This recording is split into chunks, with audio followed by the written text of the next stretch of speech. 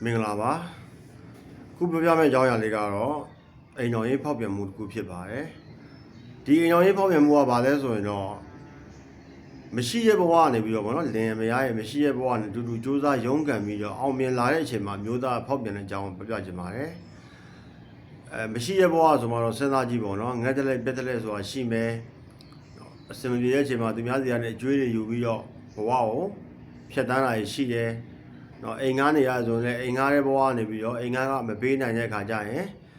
်ဟိုကဆွဲဒီကနေပြီးတော့ပတ်စံနေဆွဲဟိုကကူညီတောင်းဒီကကူညီတောင်းပြီးတော့အိမ်သားကတွေဖြည့်ရှင်းရတယ်စားဖို့တောက်ဖို့တွေဖြည့်ရှင်းရတယ်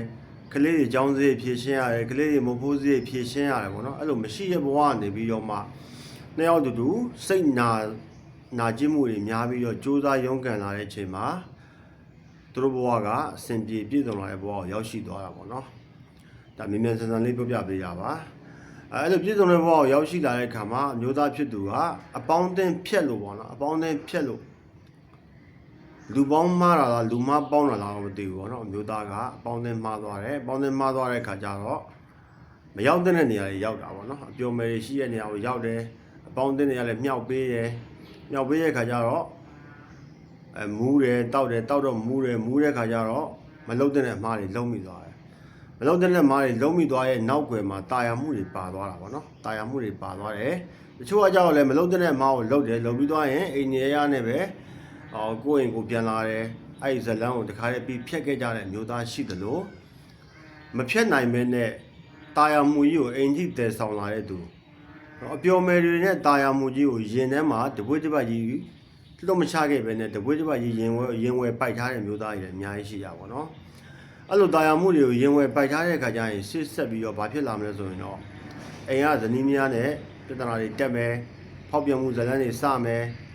မျက်ရည်နဲ့မျက်ခွက်ဖြစ်မယ်အိမ်ကမယားကအထိုးကျိတ်ခံတဲ့ဟာဇလန်းတွေဖြစ်လာမယ်တော့ဒီမျိုးသားအဲ့လိုပုံစံမျိုးရောက်သွားတာပေါ့နော်ရောက်သွားတဲ့အခါကျတော့သူတိတ်ချစ်လာပါလေဆိုတော့သူ့ရဲ့ဇနီးမယားကိုချစ်ပါလက်ပါတဲ့အဆင့်တွေရောက်ကုန်တယ်နော်ဟိုဘက်ကအငယ်နှောင်းကစိတ်ဆိုးပြီးတော့တခွန်းတော့ပြောရင်တခွန်းတော့ပြောလိုက်ကြဆိုရင်ပဲဒီမျိုးသားကအိမ်ကိုချက်ချင်းပြန်လာပြီးတော့အမျိုးသမီးကိုဇနီးမယားဖြစ်သူကိုဆဲဆူကျိန်းပေါင်းတယ်ထိုးနှက်တယ်နော်ဒါမျိုးတွေဖြစ်လာတာပေါ့နော်ညှောက်ပေးတိုင်းလုပ်တဲ့ထဲမှာပါသွားတယ်ပေါ့နော်အပြီးတော့တစ်ဖက်ကအမျိုးသမီးကလည်းအပျော်မယ်တယောက်ဖြစ်တာမို့လို့ဒါရှင်းရှင်းပြောရမယ်ဆိုရင်တော့ဒီမျိုးသားကိုရယူပန်းဆိုင်နေတယ်ရယူပန်းဆိုင်နေတယ်ဆိုတာသူ့ရဲ့ငွေကြေးလားဒါမှမဟုတ်လူကိုလားပေါ့နော်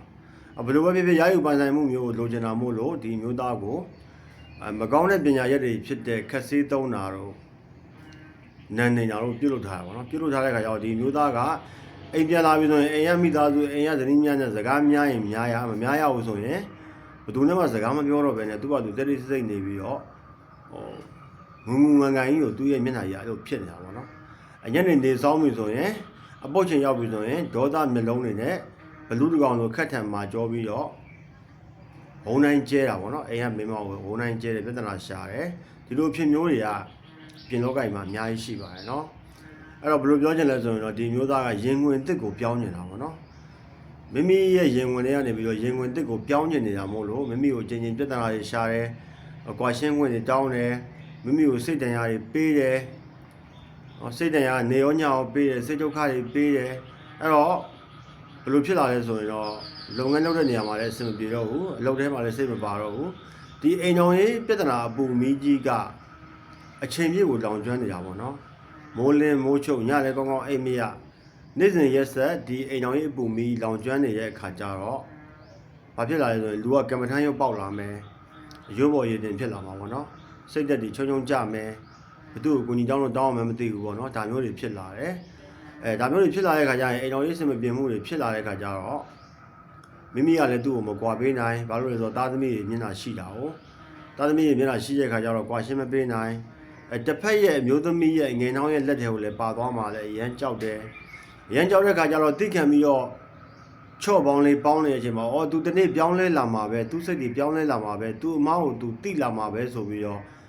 အချိန်တစ်ခုကိုစောက်ပြီးတော့ဖြတ်တန်းနေတဲ့အိမ်တော်တွေလည်းအများကြီးရှိပါတယ်เนาะဒါပေမဲ့အချိန်ကြီးသာကုန်သွားတယ်လတွေနှစ်တွေသာကုန်သွားတာပေါ့เนาะမိမိရဲ့မျိုးသားကပိုပြီးတော့မပြောင်းလဲတာတဲ့ပြင်ကိုပိုပြီးစိုးလာတာရှိပါတယ်เนาะဒါကြောင့်မို့လို့အခုလိုကိစ္စမျိုးတွေကြုံတွေ့နေရဆိုရင်တော့ မိမိကိုယ်တိုင်လိုက်လုပ်လို့ရတဲ့အစီအရင်ရတစ်ခုကိုပြပြပေးပါမယ်ပြားရည်တပလင်းမဲ့လိုတာပေါ့နော်ပြားရည်တပလင်းလိုတယ်အရန်ကိုကုန်ကြငွေတက်တာတယ်ထိရောက်မှုကအရန်ကိုစွာရှိတယ်ပေါ့နော်ပြားရည်တပလင်းလိုတယ်သူ့ရဲ့အမျိုးသားရဲ့ဓာတ်ပုံတစ်ပုံလိုတယ်ပြီးတော့တစ်ဖက်ကသူနဲ့ဖောက်ပြန်နေတဲ့အမျိုးသမီးရဲ့ဓာတ်ပုံလိုတာပေါ့နော်အဲ့တော့အမျိုးသားဓာတ်ပုံရဲ့ဖောက်ပြန်နေတဲ့အမျိုးသမီးဓာတ်ပုံရဲ့ကိုစိုင်မှာသွားပြီးတော့ထုတ်လိုက်ပါစိုင်မှာထုတ်ပြီးတဲ့အခါကျရင်အမျိုးသားရဲ့ဓာတ်ပုံမျက်နှာဘက်ချမ်းမှာမိမိဖြစ်ချင်တဲ့အကြောင်းအရာတွေအားလုံးချရေးပါနာမည်ဘယ်သူပေါ့နော်မိမိမျိုးသားရဲ့အမည်နေနံကိုရေးပြရင်ဒီနေ့ကစပြီးတော့မိမိရဲ့လိုရာထည့်ပြောပေါ့နော်ငါတို့မိသားစုချစ်စေငါတို့ရဲ့ရိတ်အာဝတ္တအောင်နေဘယ်မှမသွားပါသေးနဲ့ငါ့ကိုတန်းတန်းဆွဲချစ်စေတော့ငါစကားကိုနားထောင်စေပေါ့နော်ဒါတွေအားလုံးကမိမိရင်နှွင်းဖြစ်တဲ့အားလုံးကိုမိမိရဲ့မျိုးသားရဲ့ဓာတ်ပုံမှာရေးလိုက်ပါပြီးသွားရင်သူ့ရဲ့အငယ်နှောင်းဓာတ်ပုံမှာလည်းသူ့မိမအငယ်နှောင်းရဲ့ဓာတ်ပုံအမည်နဲ့ရေးပြီးသွားတဲ့ခါကျရင်ဒီနေ့ကစပြီးတော့ကိုလန်းကိုလျှောက်ပါအဝေးကိုလွင့်ပါစေဒီနေထိုင်နေတဲ့မြို့မှာငါယောက်ျားနေထိုင်နေတဲ့မြို့ကနေပြီးတော့တခြားနေရာကိုရောက်ပါစေပေါ့နော်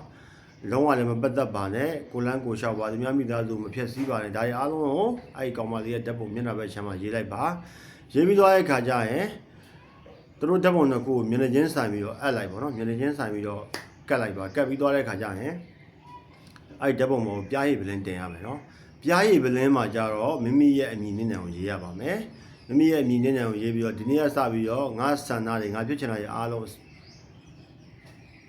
အဆင်ပြေစေရမယ်လို့ပြားရည်ပလင်းမှာမိမိအမည်နဲ့နံရဲ့အဲ့ဒီအဆင်ပြေစေရမယ်ဆိုတာကိုရေးပြီးသွားရင်သူတို့ဓာတ်ပုံနှစ်ပုံပေါ်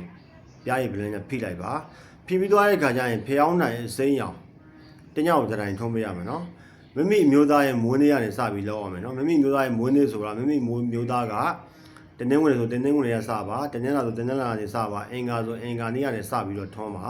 ထုံးရမယ့်အချိန်ကတော့နေ့ညတွေမလိုဘူးအဆင်ပြေတဲ့အချိန်အားတဲ့အချိန်မှာထုံးလိုက်ရင်ရပါပြီ